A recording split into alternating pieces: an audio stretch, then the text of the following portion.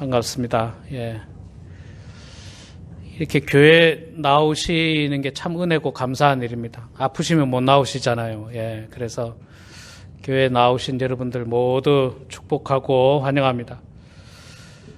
자, 벌써 10월 달이 됐습니다. 예. 이제 점점 날씨도 또 이제 선선해질 텐데 여러분 항상 환절기에 감기 조심하시고요. 코로나 3차 백신을 맞으셔도 되더라고요.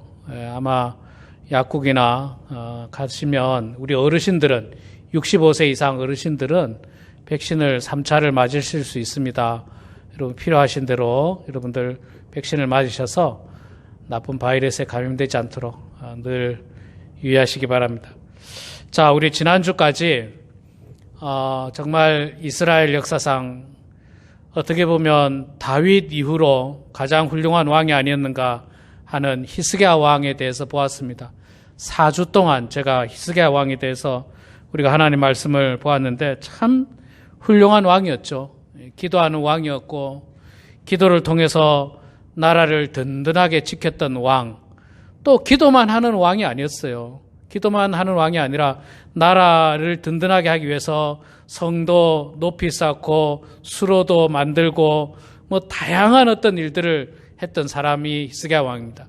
신앙적으로 또 그 부흥의 운동을 일으켜서 모든 우상들을 다 몰아내고 유월절을 지키게 하고 11조 헌금을 하게 해서 백성들이 하나님과 더욱더 가까워질 수 있도록 노력했습니다.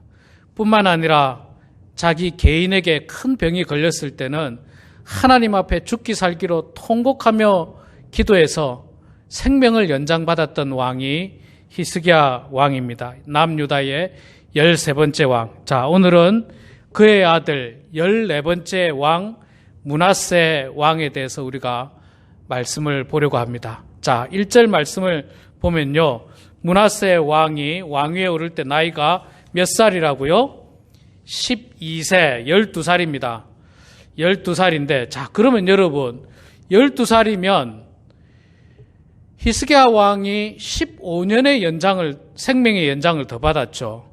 그러니까 히스기야 왕이 죽기 12년 전에 아이를 낳았다는 말이죠.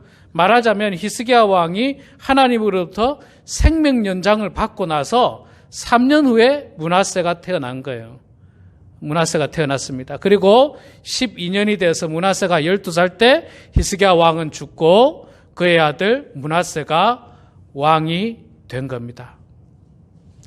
생명의 연장을 받은 것뿐만 아니라 보니까 새로운 생명도 다음 세대를 이어갈 새로운 아들도 하나님께서 그에게 주셨습니다. 자, 그런데 문제는 아버지 히스기야 왕은 참 훌륭한 왕입니다.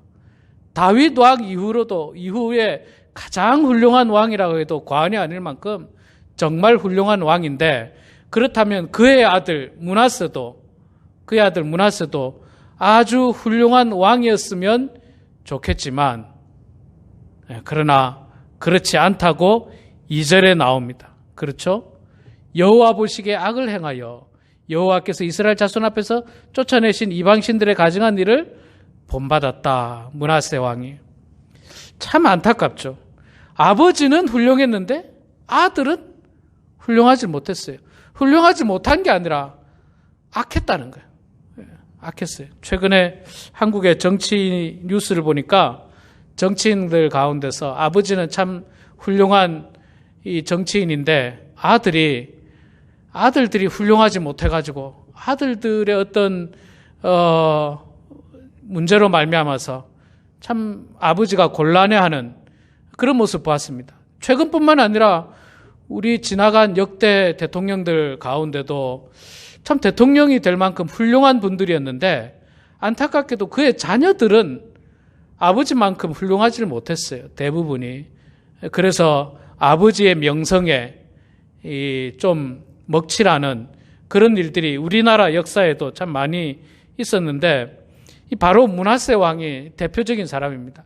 아버지 히스기야 왕은 그렇게 훌륭한 왕이었지만 아들 므낫세 왕은 훌륭하지 못했습니다. 훌륭하지 못한 게 아니라 악한 왕이었어요. 자, 얼마나 악했는가? 오늘 말씀에 막 줄줄이 사탕으로 그냥 므낫세 왕이 얼마나 악했는지에 대해서 이야기합니다. 제가 하나씩 보도록 하죠.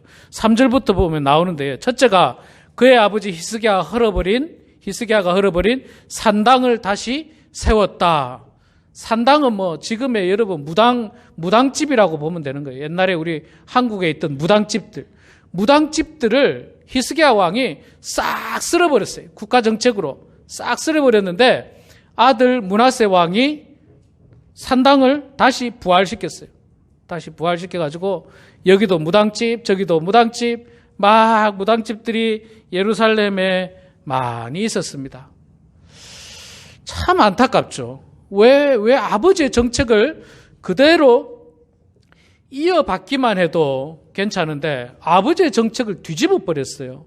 뒤집고 아버지가 다 쓸어버렸던 산당을 다시 세웠는데 왜 그랬을까요? 성경에는 구체적인 이유는 안 나오지만 여러분 우리가 두 가지 이유를 가지고 추측을 할 수 있습니다. 첫 번째 하나는 그의 나이가 몇 살이었다고요? 12살. 뭐 1, 2년, 3년 지나도 15살. 15살이면요. 아무래도 좀 작잖아요. 나이가 어리잖아요. 아직은 어려요. 그래도 20살 이상은 좀 돼야 될 텐데 12살, 3살, 4살. 나이가 어리니까 이제 주변의 신하들이 막 이야기했겠죠. 당신의 아버지 히스기야 왕은 산당을 없앴지만 그 전 때부터는 다 산당이 있었습니다. 주변 나라 보세요. 다 산당이 있습니다. 그래서 므낫세 왕이 하나님을 잘 섬겼던 아버지의 뜻을 따르지 않고 또 하나님의 뜻을 따르지 않고 사람들의 말을 들었어요. 신하들의 말을 들었어요. 또 그럴 수밖에 없는 나이였어요. 12살이니까, 13살이니까. 나이가 어리니까 막 나이 많은 그냥 원로들이 막 임금이여 막 산당을 지어야 됩니다. 막 다 같이 우르르 몰려와가지고 그랬을 거 아니겠습니까? 그러니까 나이 작은 므낫세 왕이 뭐 이러지도 못하고 저러지도 못하고 그냥 허락한 것 같아요. 그게 아마 첫 번째 이유고요. 두 번째 이유는 저는 이게 조금 더 타당한 이유라고 생각하는데 아버지 히스기야 왕 때 훌륭한 선지자가 한 명 있었습니다. 여러분 기억나십니까? 누굽니까? 같이 기도해 줬던 선지자 이사야 선지자가 있었어요. 이사야 선지자. 정말로 훌륭한 선지자였고 히스기야 왕이 잘못될 때 옆에서 이 충고를 해주고 히스기야 왕과 함께 기도해주고 했던 선지자가 바로 이사야 선지자인데 므낫세 왕 때는 이사야 선지자 이름이 전혀 안 나옵니다. 왜 그러냐면 아마도 죽었을 거예요. 왜냐하면 이사야서에 보면 이사야가 활동한 시기가 나오는데 뭐 누구 왕 있을 때 마지막 왕이 히스기야 왕이에요. 그러니까 그때 아마 죽은 것 같아요. 이사야 선지자가. 그 훌륭한 선지자가 죽었어. 없습니다. 그 다음으로 나오는 훌륭한 선지자가 누구냐면 예레미야 선지자예요. 그런데 예레미야 선지자는 므낫세 왕 때 없었던 것 같아요. 요시야 왕 때 보면 나와요. 요시야 왕 때. 므낫세 왕 아들 손자인 요시야 왕 때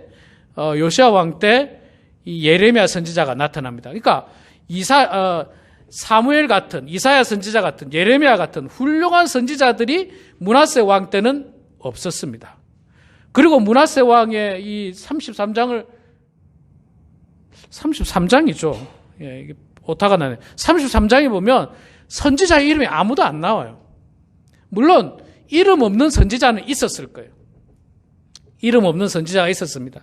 왜냐하면 히스기야 때도요, 이사야 선지자만 있었던 게 아니라 미가 선지자도 있었어요. 미가 선지자. 미가서에 보면 나오는데 미가 선지자도 있었습니다. 그래서 선지자가 있긴 있었지만 정말 어떤 영적인 리더십이 있는 훌륭한 선지자는 없었다는 거죠. 아주 파워풀한 선지자가 없었어요.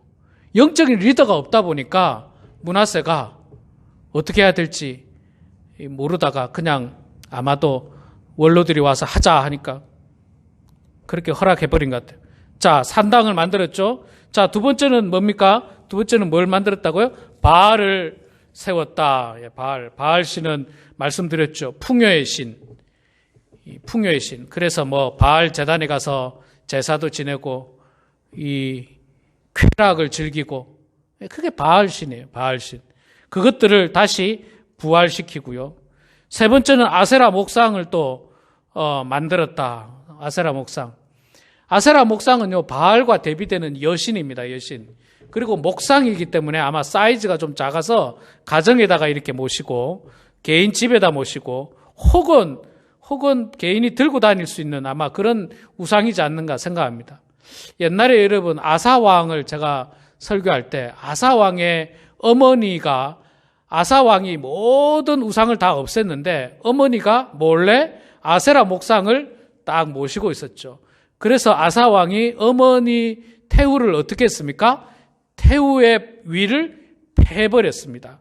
패해버리고 그 가지고 있던 아세라 목상을 다 도끼로 찍어가지고 가루를 내버려서 불태워 없앴다라고 남유다의 3대 왕이었던 아사왕 때 제가 그 말씀을 전한 적이 있어요. 그만큼 이 아세라상도 또 바알도 이게 뭐 역사가 사실은 굉장히 깊은 우상들이에요. 굉장히 깊은 우상들. 그런 우상들을 계속 섬겼고요. 또 네 번째는 뭡니까? 하늘의 모든 1월 성신을 경배했다. 1월 성신은 뭐 아시죠? 해, 달, 별. 해, 달, 별을 모셨다는 거죠. 옛날에 우리나라도 그랬죠. 우리 조상들도 해보다는 주로 달을 보름달이 뜨면 뭐 기도하고, 또는 뭐 금음달이 떴을 때 또 뭐 기도하고, 뭐 어쩌고 이런 어떤 달을 보고 기도하고, 별을 보고 기도하고, 또 우리나라도 그렇습니까? 주로 그쪽 나라는 해가 신이었어요. 해가 신이었어요. 해. 그래서 여러분 애굽 왕 이름이 닉네임이 뭡니까? 애굽 왕들의 닉네임이 바로 왕 아닙니까? 바로 왕. 바로 왕이 태양신이죠. 태양신. 그러니까 자기들의 황제는 태양신이라는 거예요. 태양신. 태양과 같은 신이라는 거예요. 태양신 이러니까 지금도 북한에서는 뭐 자기 지도자를 태양에 비유하고 그러는데 이게 역사가 이렇게 굉장히 깊은 겁니다. 그래서 이 1월 성신을 경배하고 섬겼는데, 1월 성신을 경배하고 섬기는데 1월 성신을 위해서 있잖아요. 그 제단을 어디다가 뒀느냐면 5절에 나옵니다. 또 여호와의 전 두 마당에 하늘의 1월 성신을 위하여 제단을 쌓았다. 여호와의 전은 뭡니까? 성전이에요. 성전 마당에다가 1월 성신을 위해서 제단을 만들었다. 하나님의 성전 마당에다가 우상을 섬기는 제단을 만들었어요. 그러니까 이건 뭐 하나님의 성전을 그냥 옛날에 이 므낫세의 할아버지 아하스 왕, 히스기야의 아버지 아하스 왕이 그랬다고 했잖아요. 우상의 제단을 보고 설계도를 그려옵니다. 설계도를 그려와서 그 설계도를 가지고 하나님의 성전을 우상의 성전으로 리모델링해라, 바꾸라 했던 왕이 이 므낫세의 할아버지 아하스거든요. 그랬는데 그걸 히스기야 왕이 또 똑바로 해놨잖아요. 다시 똑바로 했는데 이 아들 므낫세가 또 와가지고 하나님의 성전에다가 마당에다가 그냥 우상의 제단을 쌓고, 또 사절에도 나옵니다마는 여호와의 전에다가 제단을 쌓고 그 안에다가 무슨 바알을 섬기고 아세라를 섬기고, 이거 참 이런 일들이 생긴 거예요. 이런 일들이 참 생겼습니다.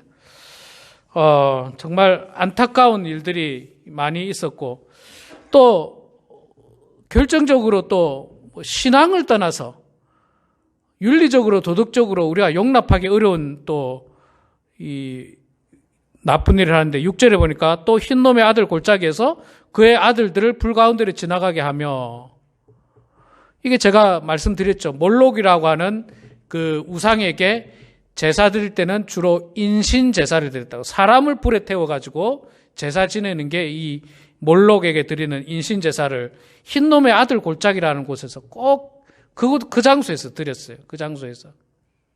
그러니까 므낫세의 아들 가운데 아마 므낫세의 아들들을 불 가운데 지나가게 했으니까 므낫세의 아들이 죽었다는 거예요. 인신 제사에 바쳐졌다는 겁니다.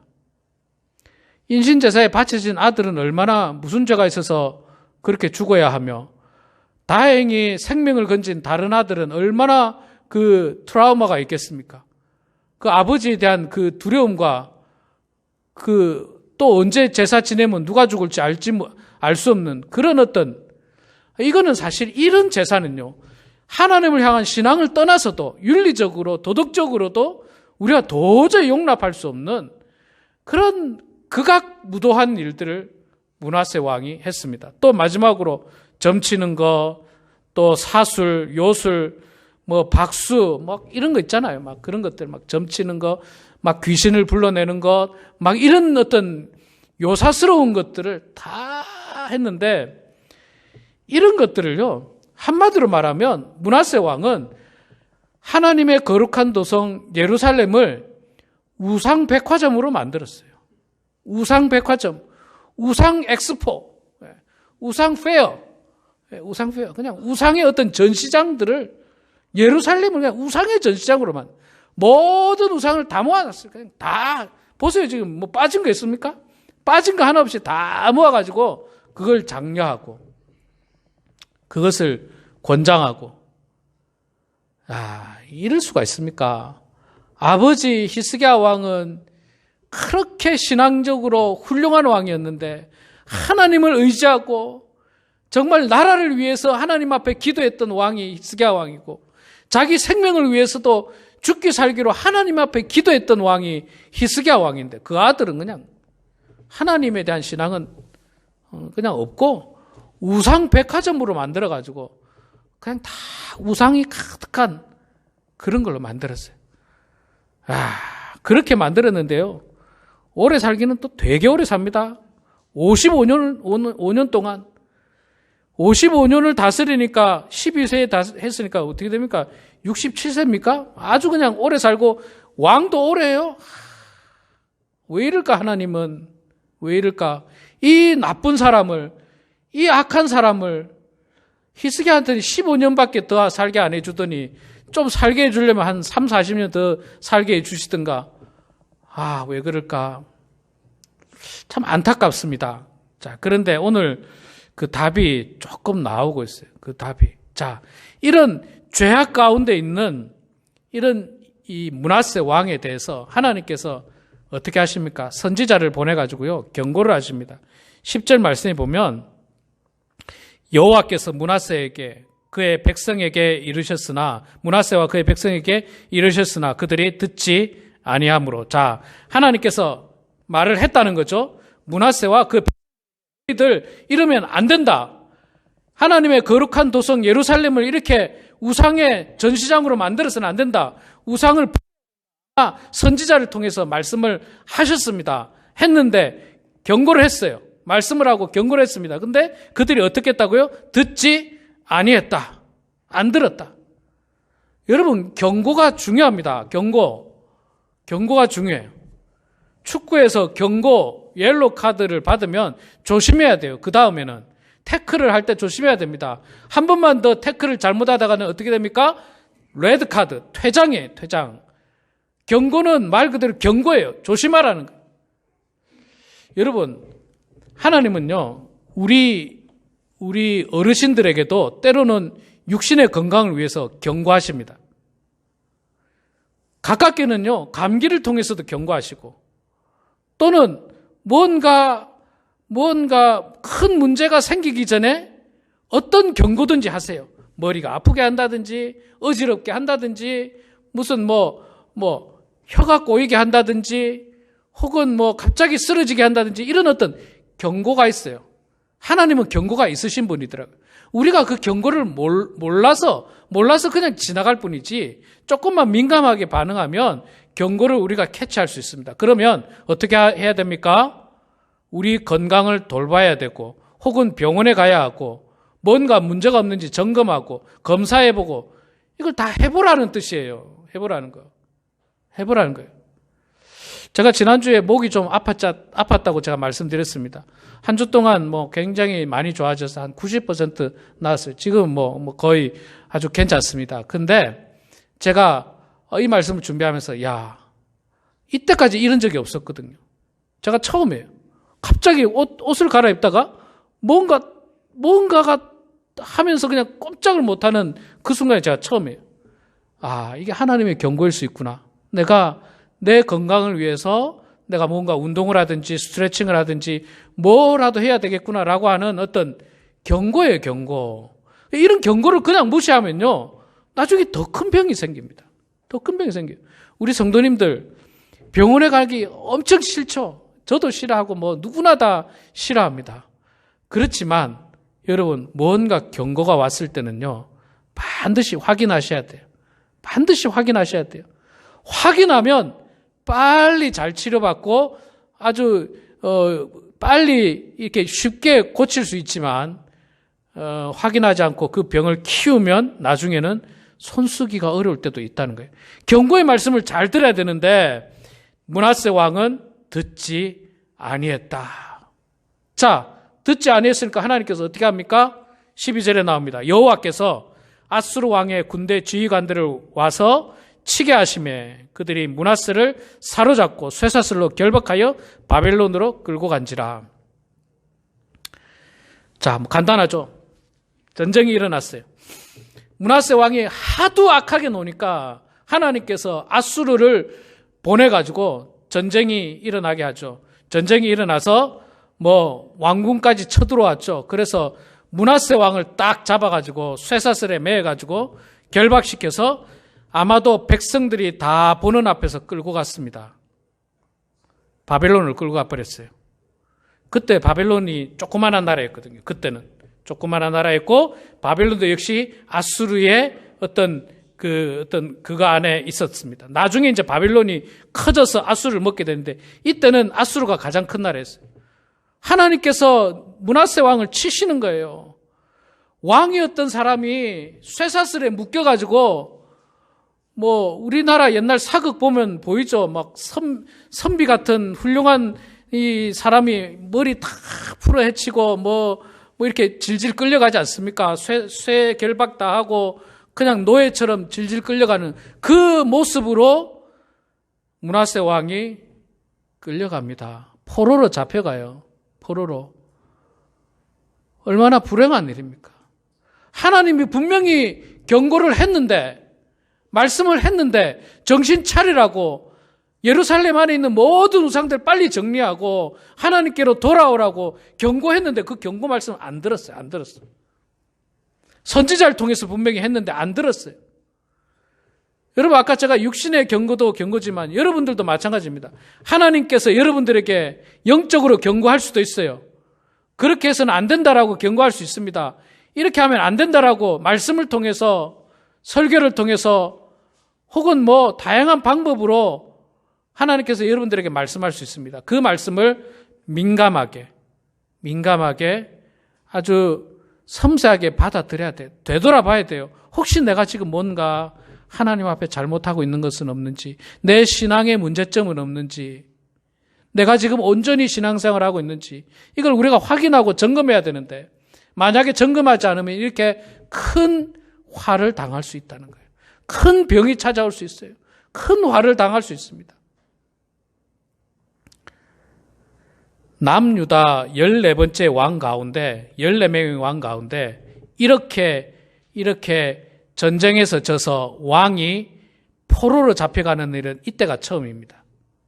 이때가 처음이고 또 나중에 시드기야 왕이 한번 마지막 왕이 끌려가고 딱 2명인데 그 중에 한 명이 지금 므낫세 왕이에요.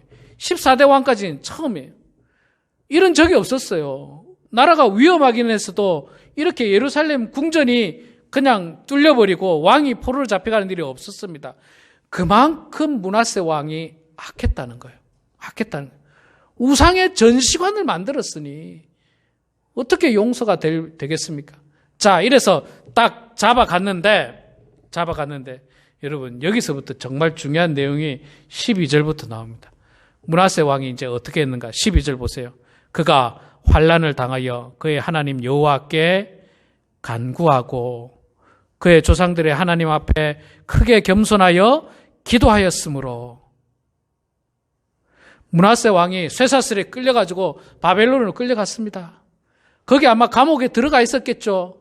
감옥에 들어가서 주저앉아가지고 생각했겠죠. 내가 왜 어쩌다가 이래 됐을까?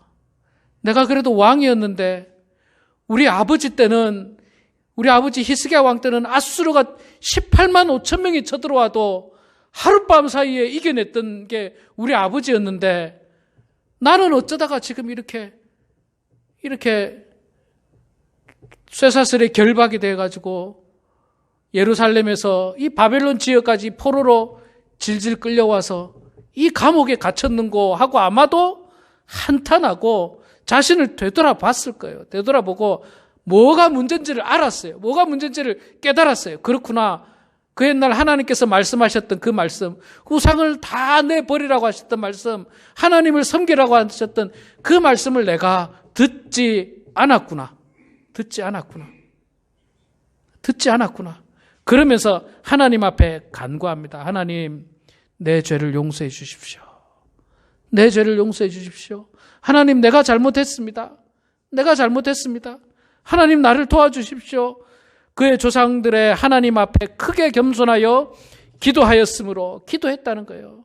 기도의 모양은 안 나오지만 어쨌든 제가 볼 때 그 감옥 안에서 땅을 치면서 기도를 했을 거예요. 땅을 치면서 어쩌면 눈물 흘리면서 기도했을 거예요. 지금 이 므낫세 왕만 잡혀왔다고 생각하지만 제가 볼 때 므낫세 왕만 잡히지 않았을 거예요. 왕과 관련된 신하들도 많이 잡혀갔을 거고, 어쩌면 자식들도 잡혀갔을 거고, 부인들도 잡혀가고, 참 비참하게 된 거예요. 그 옛날에는요, 왕의 부인은 잡아가면요, 노예로 만들어버려요. 엄청나게 비참하게 만들어버립니다. 그러니까 완전 말살시키는 거죠, 말살. 예. 그래서 아마 어쨌든 이 므낫세 왕은 기도했습니다. 하나님 앞에 기도했습니다. 자, 그때 하나님께서 그렇게 악한 왕이었던 므낫세 왕의 기도를 들어주셨을까요? 듣지 않았을까요? 13절에 나오죠. 하나님이 그의 기도를 받으시며 그의 간구를 들으시사. 저는 이 말씀 보고 있잖아요. 참 놀랐어요. 이렇게 나쁜 왕이었는데, 이렇게 악한 왕이었는데, 그런데 그 악하고 나쁜 왕의 기도도 있잖아요. 그 사람이 잘못을 인정하고 깨우치고 크게 겸손하게 기도하고 하나님 앞에 정말 진심으로 뉘우치니까 하나님께서 그의 기도를, 그의 간구를 들으셨다. 그렇게 말씀합니다. 이게 은혜예요. 이게 은혜예요, 여러분. 이게 도대체 하나님이 기도를 받을 수 있는 상황입니까? 이거는 기도를 받을 수 없는 상황이에요. 이거는, 넌 벌 받아야 돼. 이게 하나님의 응답이어야 되는데, 하나님은 그렇게 응답하지 아니하시고, 이 므낫세의 기도를 들으시고, 므낫세의 간구를 받으셨다는 거예요. 그리고 듣기만 한 게 아니라 하나님께서 어떻게 해주셨다고요? 그가 예루살렘으로 다시 돌아와서 다시 왕위에 앉게 해주셨다는 거예요. 무슨 기적과 같은 일이 일어났는지 모르겠어요. 무슨 일이 일어났는지 몰라도 하나님께서 역사하니까요. 쇠사슬에 매여가지고 포로로 잡혀가서 질질 끌려가서 감옥에 갇혀있던 므낫세 왕이 하나님 앞에 기도하니까 하나님께서 어떻게 그 아수르 왕의 마음을 움직였는지, 어떻게 그 상황을 했는지는 자세히 안 나오지만 어쨌든 다시 므낫세 왕을 예루살렘 왕으로 돌아오게 해 주셨습니다. 왕에 앉게 하시고 그때서야 므낫세가 그제서야 하나님이 여호와가 하나님인 줄 알았더라. 진짜 하나님 고맙습니다. 나 같은 이 악한 사람도 나의 기도도 하나님 들으시네요. 난 정말 혹시나 하고 기도했는데 하나님께서 이 기도를, 이 나쁜 저의 기도도 들어주시네요 하고 아마 굉장히 감동을 받았을 거예요. 감동받으면서 내 아버지가 믿었던 그 하나님, 내 아버지 히스기야 왕이 믿었던 그 하나님이 진짜 하나님이구나. 바알이 아니었고 아세라가 아니었고 하늘의 별도 아니고 달도 아니고 여호와 하나님이 진짜 하나님이었구나라고 하는 사실을 확실하게 믿게 된 거예요. 확실하게 믿게 됐어요. 그리고 제가 여기는 안 나왔습니다. 14절부터 보면요. 므낫세 왕이 정신 똑바로 차리고요. 나라를 든든하게 세웁니다. 나라를 든든하게 세워서 55년을 즉위하게 하는 거예요. 55년을. 사랑하는 여러분, 저는 므낫세 왕을 보면서요. 참 극악무도한 왕이지만 어쩌면 우리도 므낫세 왕 못지않은 죄를 품고 사는 사람이 아닌가. 하나님을 믿는다고 하지만 어쩌면 내 속에도 세상에 하나님보다 더 사랑하는 우상이 내 마음속에 자리 잡고 있는 것은 아닌가. 나는 그게 우상이 아니라고 하지만 그러나 하나님이 볼 때는 야, 너 그거 우상이야. 너 나보다 그거 더 좋아하잖아. 그 취미생활, 그 세상의 즐거움, 그 쾌락, 너 그거 더 좋아하잖아. 우리도 어쩌면 므낫세처럼 우리 마음속에는 나만의 우상으로 가득한지도 모르겠습니다. 근데 여러분, 우리 하나님 말씀 들으십시다. 그리고 하나님께로 돌아갑시다. 그러면요, 이런 화를 안 당합니다. 쇠사슬에 결박당해서 끌려가는 일은 안 당하는 거예요. 또 혹 지금까지 내 마음에 우상이 있었다 하더라도 여러분 지금이라도 진심으로 뉘우치고 깨닫고 하나님 앞에 기도하시기 바랍니다. 그러면요, 하나님은 이 악한 므낫세 왕의 기도도 들어주십니다. 다 들어주세요. 이게 하나님의 은혜예요.